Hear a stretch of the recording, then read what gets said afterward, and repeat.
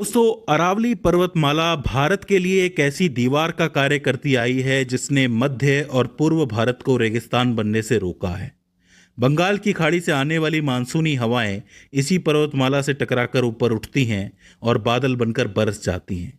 वहीं दूसरी तरफ थार मरुस्थल से उठने वाली रेतीली हवाएं, जो किसी भी भूमि को बंजर बनाने के लिए काफी हैं, उन्हें भी यही पर्वतमाला आगे बढ़ने से रोकती है। तो किसी योद्धा की तरह खड़ी ये अरावली पर्वतमाला है जिसके बारे में आज हम पढ़ने वाले हैं। दोस्तों, अरावली पर्वतमाला लगभग 3.2 से लेकर 3.5 अरब वर्ष पुरानी है। ये पर्वतमाला हिमालय श्रृंखला से भी ज्यादा पुरानी है। इसके बनने की कहानी बड़ी इंटरेस्टिंग है क्योंकि इसका निर्माण बहुत से चरणों में हुआ है, यानी कि स्टेप बाय स्टेप समय के साथ इसका निर्माण हुआ है। इसको आप एक कहानी की तरह समझ सकते हो कि मारवाड़ और बुंदेलखंड की जो टेक्टोनिक प्लेट्स हैं वो जब अलग हुई तो उससे समुद्र का विस्तार हुआ और उसमें बहुत सा गाद, मिट्टी, कंकड़ आके जमा हो गया और साथ ही उसके नीचे मौजूद जितने भी ज्वालामुखी थे उनके फटने की वजह से जो लावा है वो ऊपर आ गया। लावा जैसे ही ऊपर आया उसके बाद धीरे धीरे वो जम गया। अब समझ लीजिए कि दो प्लेटों के बीच में लावा भी है, लावा की चट्टाने भी है और साथ ही गाद और कंकड़ पत्थर भी है। हुआ ये कि जो बुंदेलखंड की प्लेट थी वो धीरे धीरे करके इस मारवाड़ की प्लेट के नीचे जाने लगी। उसके नीचे जाने की वजह से धीरे धीरे ये जो ऊपर का हिस्सा है ये ऊपर उठने लगा तो ये वलित होने लगा और इस तरह एक वलित पर्वतमाला का निर्माण हुआ जिसको आप अरावली पर्वतमाला कहते हो। मैं आपको बता दूं कि जब भारतीय उपमहाद्वीप की प्लेट गोंडवाना लैंड से अलग हुई तो बहुत समय तक वो समुद्र में थी, मतलब समुद्र में तैरती हुई आगे बढ़ रही थी। तो उस समय कई भूकंपों का सामना इसने किया और फाइनली जाके जब एशियाई प्लेट में ये टकराई तो उसकी वजह से भी अरावली का बहुत सा निर्माण हुआ।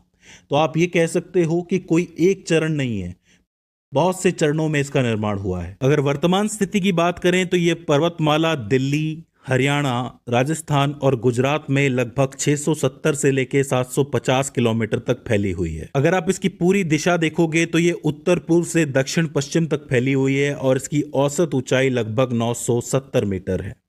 इसकी जो चौड़ाई है वो अलग अलग हिस्सों में अलग अलग है।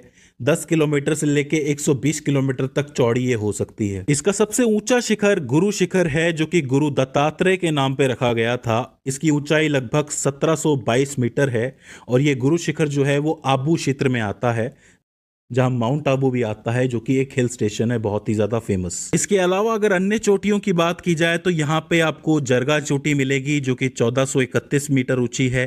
रघुनाथगढ़ चोटी मिलेगी जो कि 1055 मीटर ऊंची है और खो चोटी भी मिलेगी जो कि 920 मीटर ऊंची है। अगर आप जलवायु की बात करोगे तो आप जलवायु को 3 हिस्सों में तोड़ सकते हो।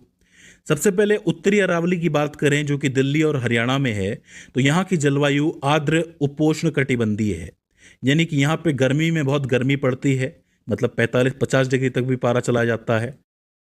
इसके अलावा बरसात के अंदर बरसात होती है, ठंड में अच्छी ठंड पड़ जाती है और साथ ही धूल भरी आंधी भी उठती है क्योंकि बगल में ही थार रेगिस्तान है। इसके बाद अगर आप मध्य अरावली की तरफ आओगे तो वो पूरी तरह राजस्थान में फैली हुई है और वहाँ की जलवायु शुष्क है, मतलब सूखी हुई है।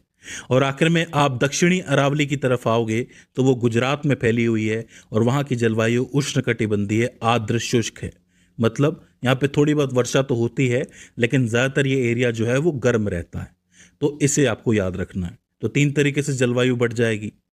यहाँ की मिट्टियों की बात की जाए तो यहाँ पे आपको काली, लाल, भूरी और कंकरीली मिट्टी देखने को मिलती है जो कि अलग अलग उपजाऊपन के हिसाब से फैली हुई है, मतलब भूमि का उपजाऊपन कहीं अलग है कहीं अलग है। नदियों की बात करोगे तो यहाँ से लगभग 4 इंपॉर्टेंट नदियाँ निकलती हैं। एक तो है बनास नदी जो चंबल में जाके मिलती है, एक तरफ है लूनी नदी जो कि कच्छ के रण में जाती है, एक है साबरमती नदी जो कि खंबात की खाड़ी से अरब सागर की तरफ जाती है और एक है साखी नदी जो कि कृषि और पेयजल के लिए बहुत इंपॉर्टेंट है। याद रखिए समय समय पर इन नदियों का पानी बहुत कम होता रहता है क्योंकि ये एरिया बहुत गर्म है। झीलों की बात करोगे तो यहाँ 2 इंपॉर्टेंट झीलें आपको मिलेंगी।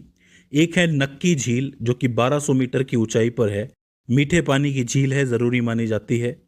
और एक है सांभर झील जो कि खारे पानी की बहुत महत्वपूर्ण झील है, उसके बारे में आपने सुना होगा। बात करोगे दर्रों की तो यहाँ पे 2-3 इंपॉर्टेंट दर्रे हैं जिसमें से एक है हाथीगुड़ा, एक है शिवपुरा घाट और एक है मेवाड़ का पगल्या नाल। मैं आपको बता दूं कि आज से 200, 300, 400, 500 साल पहले जब राजाओं का राज होता था तो ये जो नाल है या फिर ये दर्रे हैं, ये आगे बढ़ने के लिए या फिर कहीं से भागने के लिए बहुत ज़्यादा काम आते थे। तो ऐसी स्थिति में ये दर्रे इंपॉर्टेंट हो जाते हैं जो कि पर्वतमाला को पार करने में मदद करते हैं।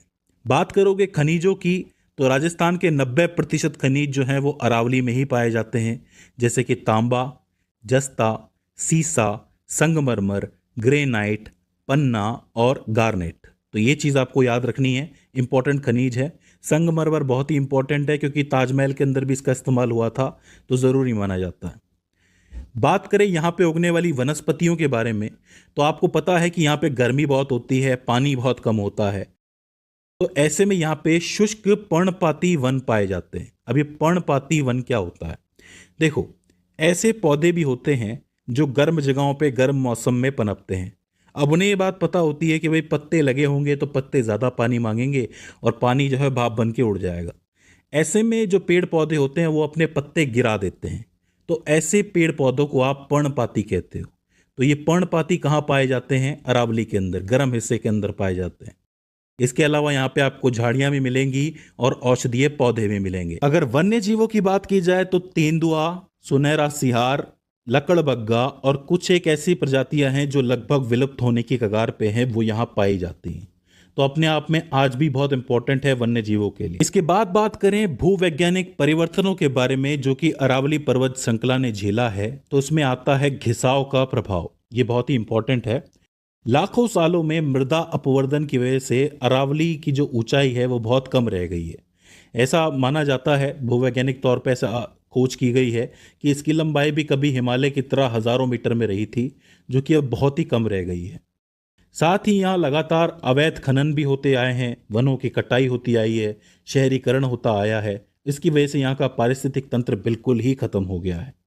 1975 से लेके 2019 के बीच में अरावली का लगभग 8% हिस्सा गायब हो गया है, जो कि बंजर भूमि और बस्तियों में बदल गया है। तो आप ये कह सकते हो कि कुछ हिस्सों में अरावली बस एक अवशिष्ट पर्वत बन के रह गया है, घिसा हुआ पर्वत जिसको आप कहते हो। तो आप देख लो कि एक तरफ तो हिमालय है जो कि युवा पर्वत है, जो कि बढ़ रहा है, एक तरफ अरावली है जो कि प्राचीन पर्वत है, जो कि घट रहा है।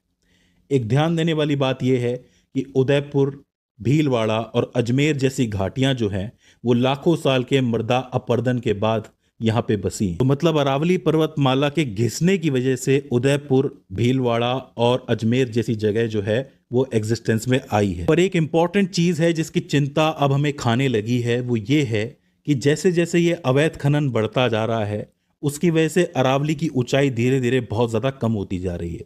दिल्ली का जो राष्ट्रपति भवन है वो भी अरावली पर्वत पे ही बना हुआ है, रायसीना पहाड़ी के ऊपर बना हुआ है।